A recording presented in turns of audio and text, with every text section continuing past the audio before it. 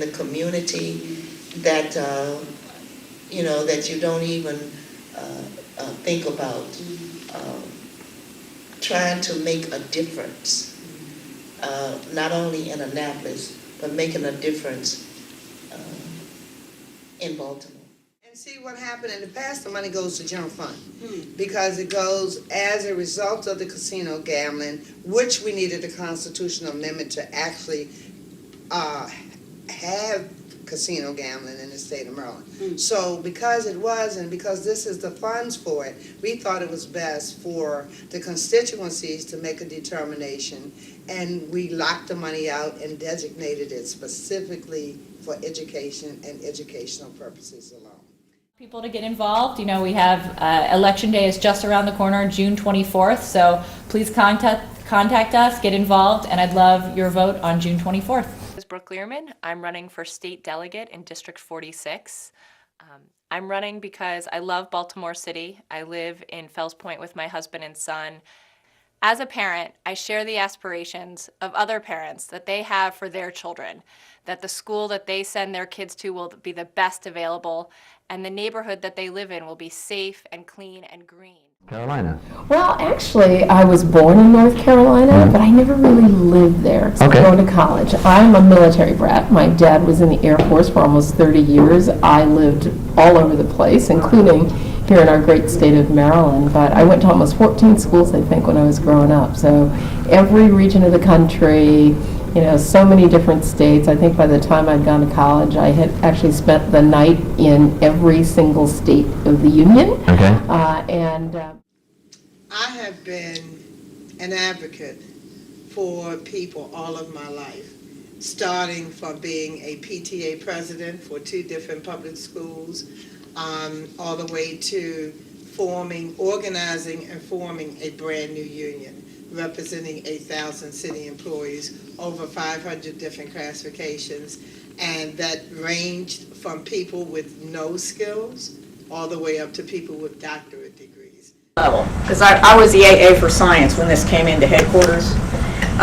We needed to do the sky crane because previously with the balloon landings, you know, where we just bounced our way in, the rovers were very small, and we couldn't use that technique for this larger rover, and we knew we wanted all these instruments. We had to have all these instruments simultaneously in order to be able to nail whether there's...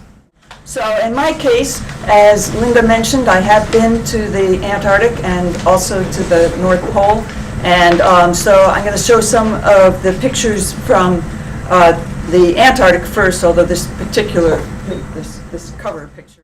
Okay, thank you for having me, and my name is Florence Tan, and I'm an engineer. I built electronics for, I guess you guys have heard of the Mars rover, right? Everybody has heard, oh good. Who is the legend of today? Pretty much everything here today is all about Miss Kathy Hughes. She's been a pioneer and an iconic figure for our community for years. She's done so many things as an entrepreneur and just a trendsetter for, you know, us to look up to as a community. And I'm just honored just to hear her speak today. So today I'm not going to do much speaking. They're going to unveil my wax figure to go in the Great Blacks and Wax Museum. All of us through that it is our commitment to live the dreams of our parents, our mom and dad. And then every night I remember they would come into the room and we would say the Lord's Prayer in unison, and then he would stop and he'd say, what's the family motto? And the family motto was all for one and one for all. Nominees in the past, it is really quite special. And to a lot of friends that are here, people that have helped me over the years, I want to say a special thank you. I want to tell you how I came to this. Because I had been working for a men's veterans organization for a number of years. And I knew there were women out there who had served. Because I was in World War II in college, and when I graduated, I was in defense industry. Go after funding and money and things to help get people in drug treatment and in other issues. And so when I hear the problems come in and people talk about opiates and heroin addiction and cocaine addiction and all of that. For 50 years or more, it's been going on in Baltimore City. We never said anything, we never did anything. We let them die. But now that it has spread into the larger community, now we have more bills on opiate than you can ever imagine. So that's. Barbara Franklin is the first White House staffer who was employed specifically for the purpose of finding excellent women to work in Washington in the federal government.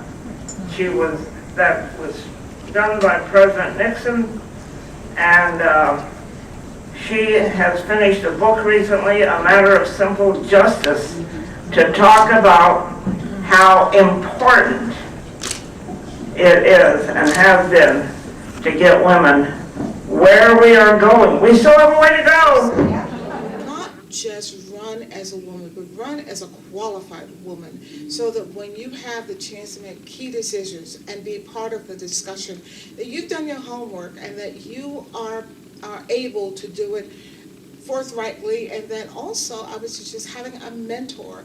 I hope that I'm a mentor for other young women.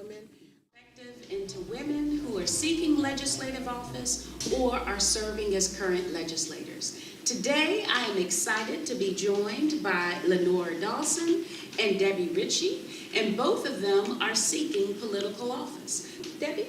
I'm Debbie Ritchie. I'm running for the County Council in District 3 in Anne Arundel County, which encompasses most of Pasadena. I decided to run for County Council. In preparation for that, I attended Emerge. I was fortunate enough to get into the Emerge class, which is a program that trains Democratic women. Yes, my name is Lenora Dawson. I am running for Clerk of Court, Baltimore City. I am a native Baltimorean, born and raised. I earned my bachelor's degree from Morgan State University and my master's degree from the University of Baltimore.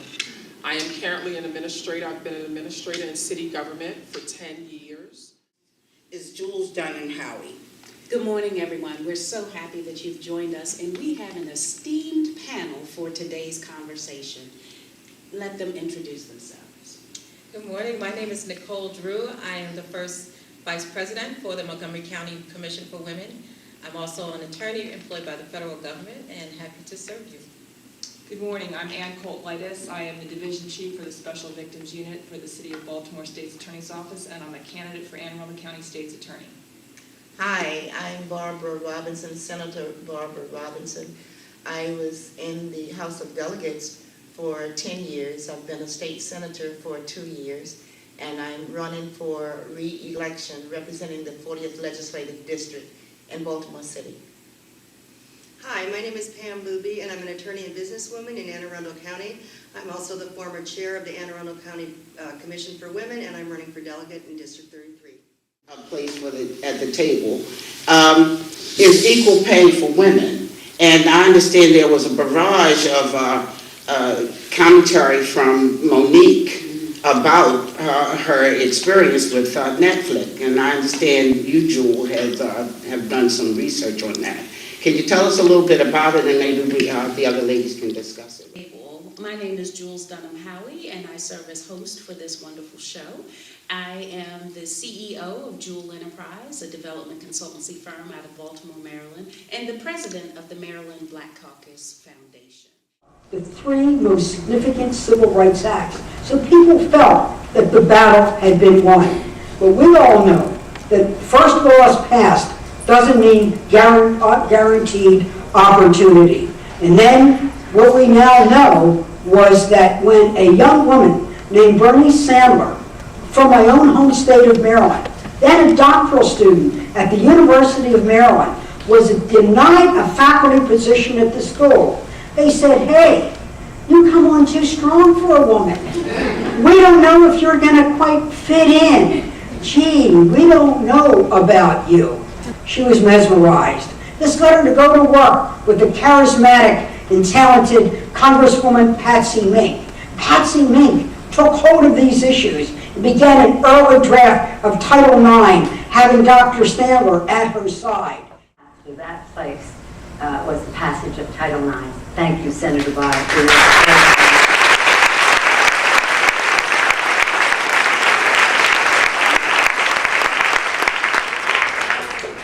House and in the Senate, and on the House, just speaking to the House, and I just spoke to some of the Republican women on my way over here.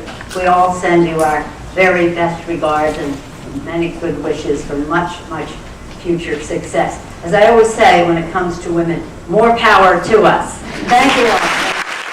My great, great pleasure to welcome and introduce Michelle Kwan. I heard this.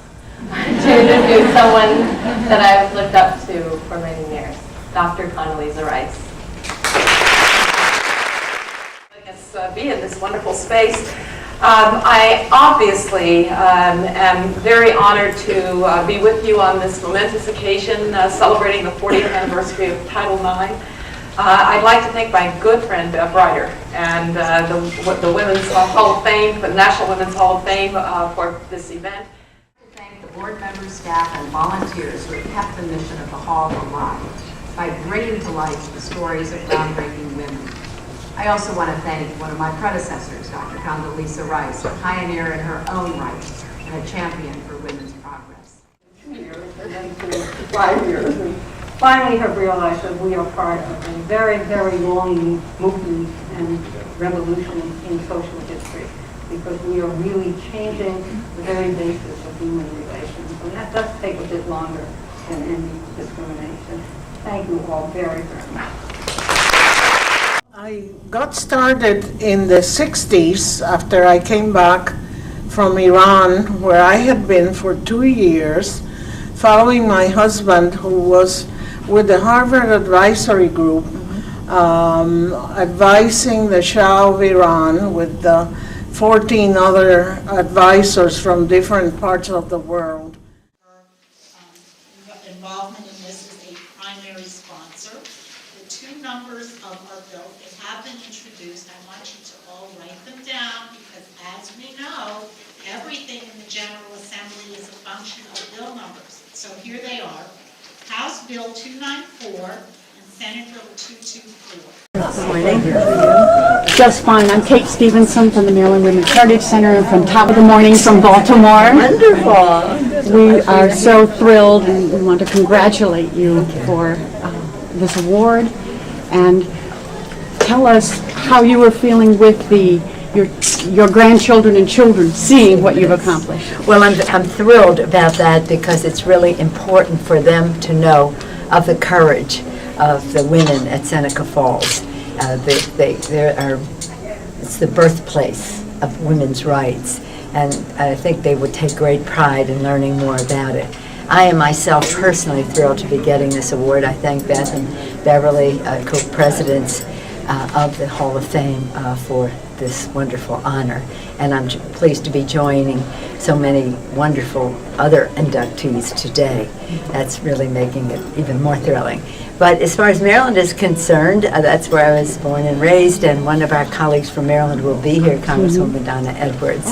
She'll be coming up, but Congress has adjourned, and they're on their way.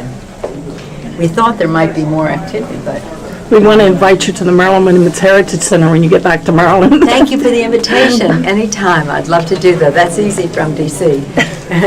Thank you. Well, much love from Maryland and Baltimore. Thank you. Appreciate Well, you we're being so glad you're all here this morning, and so we thank you for coming, and we're delighted to have the leader as one of our inductees this year. So Hi, Jill and Linda. We're sorry you couldn't be here. We're thinking of you. All of my time, I'm needing to unwind. The best is yet to come, they say. Mindless wandering eyes, I'm needing to unwind. The best is yet to come, they say. Keeping the legs moving. No jumping, because we're not going to jump today. So here we go.